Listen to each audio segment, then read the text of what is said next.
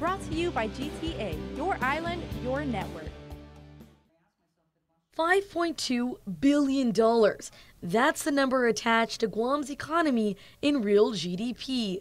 Growing at 1.08% from 2002 to 2017, this year's economic forecast is 0 to slightly negative 0.5% growth. But that's not a bad number. I always feel like we could actually go down every year. So when we survive, when the reports come in and we actually did the same or slightly better than the previous year, that for me calls for a party.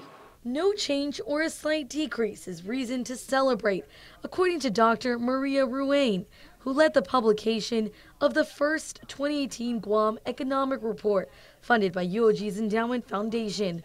The 30-page report outlines a series of factors that contributes to Guam's economy. As reported, it was early this year that Trump signed the Tax Cuts and Jobs Act of 2017. The outgoing administration called it a GovGuam fiscal crisis, as fire stations and police stations were shut down.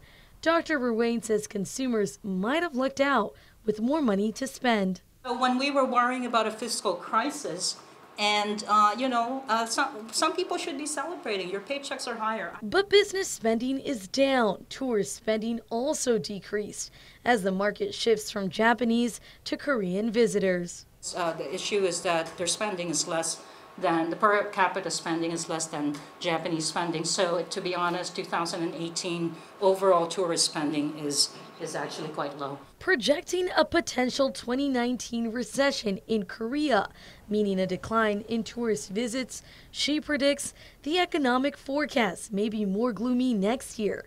Dr. Ruane says, quote, there's a good chance that Guam's economic growth would experience a 1% decline in 2019 unless the combined consumer and business spending increases.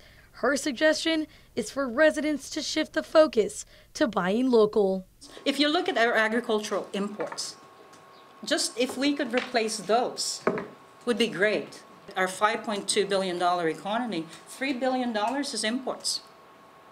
And so even just, again, a little bit of the math, all right? So for every dollar that gets spent locally, it will generate additional spending, additional income.